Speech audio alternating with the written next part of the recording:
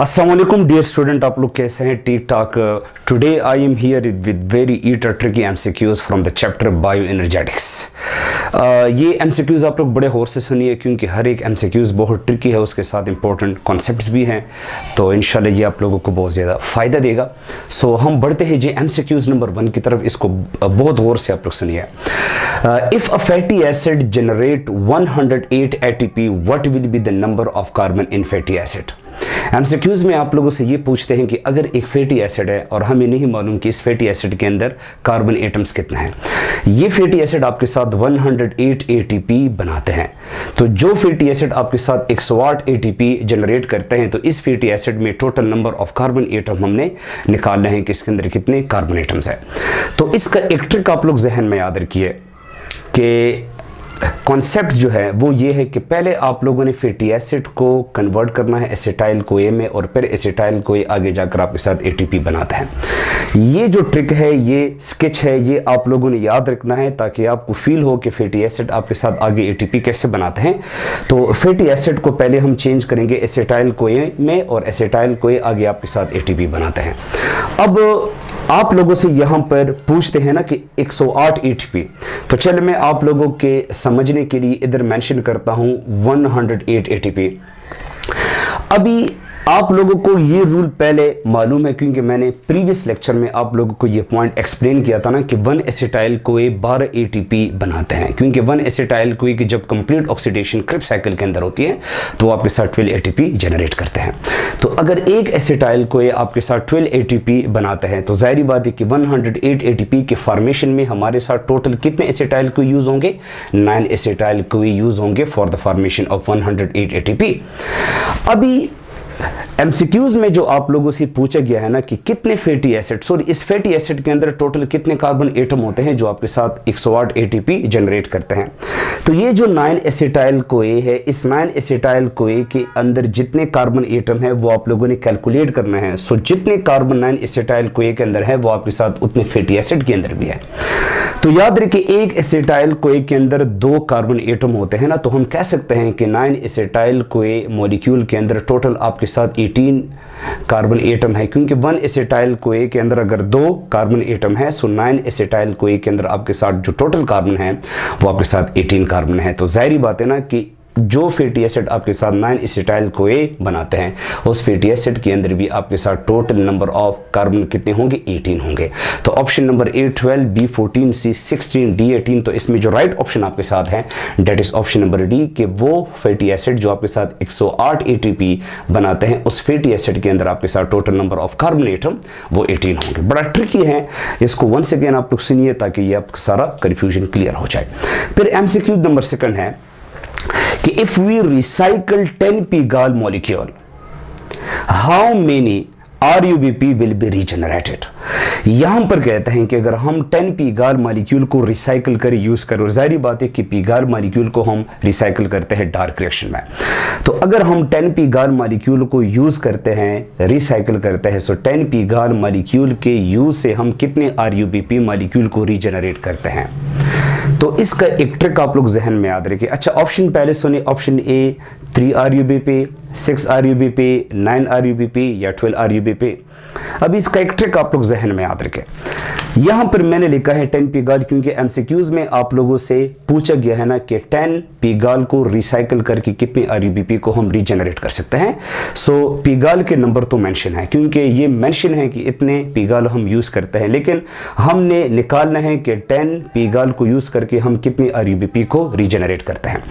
तो इस ट्रिक के लिए एक चीज आपके जहन में याद होना चाहिए कि आपको ये मालूम हो कि एक Pigal के अंदर टोटल कितने कार्बन एटम होते हैं और RUBP के अंदर भी आपके साथ टोटल कितने कार्बन एटम होते हैं। आप लोगों ने डार्क रिएक्शन में सीखा होगा ना कि एक Pigal के अंदर टोटल आपके साथ 3 कार्बन होते हैं। चूंकि यहां पर मेंशन है 10 Pigal, सो हम 3 को 10 के साथ मल्टीप्लाई करेंगे तो इसके साथ इससे आंसर आएगा 30। इट मीन कि 10 Pigal में total number of carbon atom आपके साथ कितने होते हैं? 30 होते हैं। अब आपको यह भी मालूम है कि एक RUBP के अंदर टोटल नंबर ऑफ कार्बन आपके साथ 5 होते हैं। तो चूंकि इधर हमने RUBP को निकालने हैं कि 10p गाल से कितने RUBP बनते हैं ना, तो ये 30 को आप लोगों ने हमेशा मल्टीप्लाई करना है 5 पे। सो जब आप 30 मल्टीप्लाई बाई 5 करें तो इनसे जो आंसर आएगा वो 6 आएगा। तो यहां पर जो राइट ऑप्शन है वो आपके साथ 6 है कि 10p गाल को रिसाइकल करके we have to regenerate 6 molecule of RUBP। So the right option will be B, that is 6। थोड़ा सा और भी हम प्रैक्टिस करते हैं। चले मैं एक काम करता हूं, मिसाल के तौर पे अगर मैं यहां पर ये 10 वैल्यू को चेंज करता हूं और मैं 10 के जगह पर यहां पे लिखूं 20p गाल। अभी मैंने यहां पर कैसे मालूम करना है कि अगर मैं 20p गाल को रिसाइकल करूं तो 20p गाल मॉलिक्यूल को यूज करके मैं कितने RUBP को रीजनरेट कर सकता हूं। वही फार्मूला आप लोगों ने यूज करना है। एज 1p गाल इज इक्वल टू 3 कार्बन। तो आप लोगों ने यहां पे 3 को मल्टीप्लाई करना है 20 के साथ। तो आपके साथ टोटल जो कार्बन आएंगे वो आपके साथ आएंगे जी 20 multiply by 3 is equal to 60। 60 mean के 20p गाल में टोटल कार्बन 60 है। अभी RUBP के अंदर टोटल कार्बन आपके साथ 5 है 1 RUBP। तो आप लोगों ने इस 60 को 5 से डिवाइड करना है। सो 60 डिवाइड बाई 5, तो इनसे जो आंसर आएगा वो आपके साथ आएगा 12। इट मीन के 20p गाल को रिसाइकल करके हम 12 RUBP मॉलिक्यूल को रीजनरेट कर सकते हैं। तो ये ट्रिक आप लोगों ने याद रखना है। तो इंशाल्लाह ईटा में आप लोगों कंफ्यूज नहीं होंगे और आप लोग आसानी से ईटा MCQ सॉल्व कर सकते हैं। फिर आपके साथ बढ़ते हैं जी, नेक्स्ट MCQs है। Number of vitamin B12 containing coenzyme are produce in 1 Krebs cycle are dash.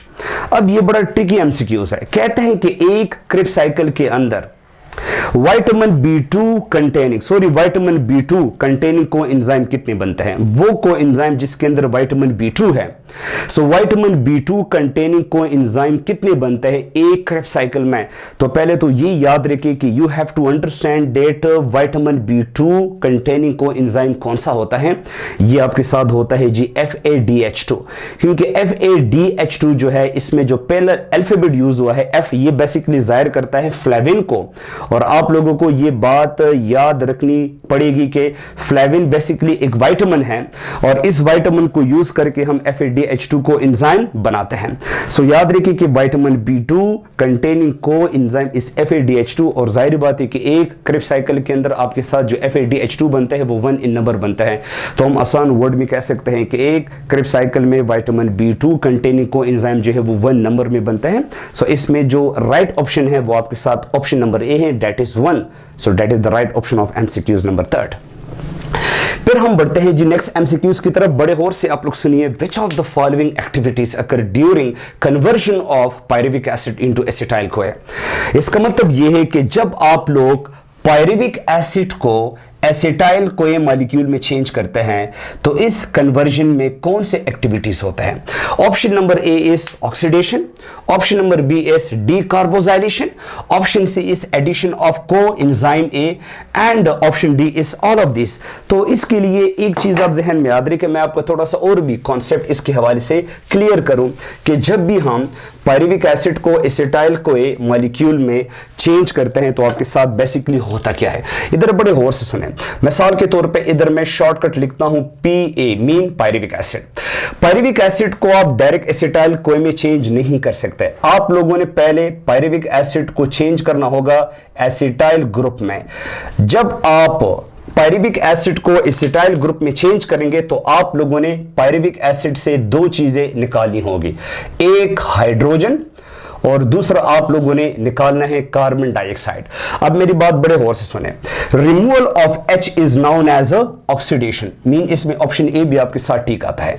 Removal of carbon dioxide is known as decarboxylation, इसमें ऑप्शन बी भी आपके साथ ठीक आता है।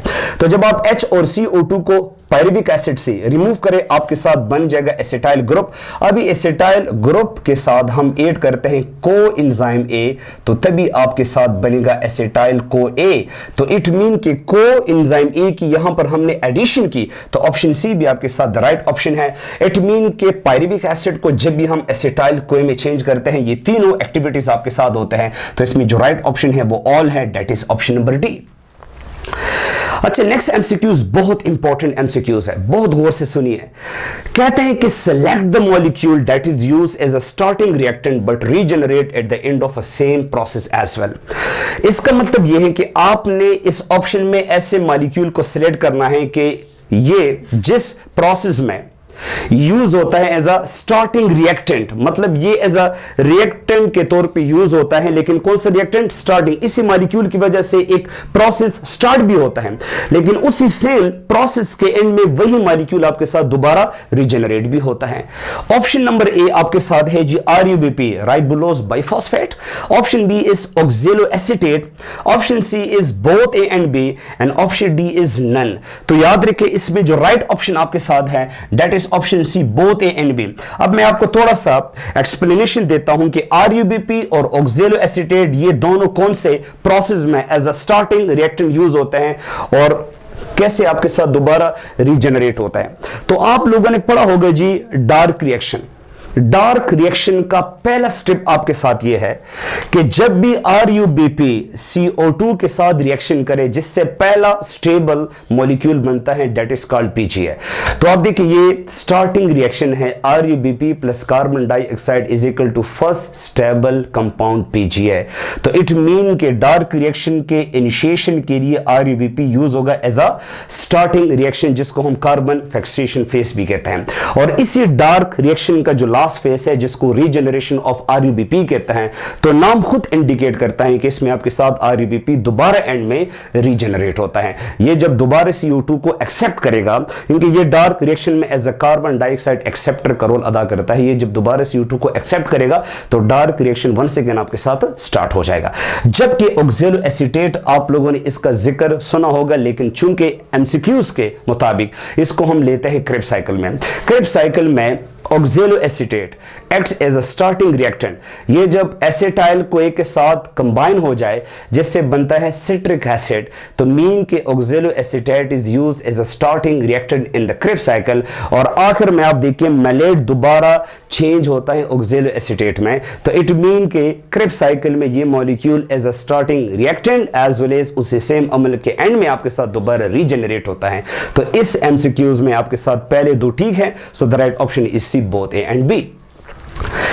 फिर जी नेक्स्ट एमसीक्यूज है कि simplest amino acid is produce in dash. Option में आपको मैंने दिए हैं कि कौन से ऑप्शन में आपके साथ सिंपलेस्ट अमीनो एसिड बनता है। अभी आपको पता है कि हमारी बॉडी में 20 स्टैंडर्ड अमीनो एसिड्स होते हैं। स्टैंडर्ड अमीनो एसिड्स वो होते हैं जो हमारी बॉडी में प्रोटीन के सिंथेसिस के लिए यूज होते हैं, जिसमें कुछ एसेंशियल होते हैं, सम आर नॉन एसेंशियल। इसी 20 अमीनो एसिड में सबसे सिंपलेस्ट अमीनो एसिड जो है वो आपके साथ है जी ग्लाइसिन।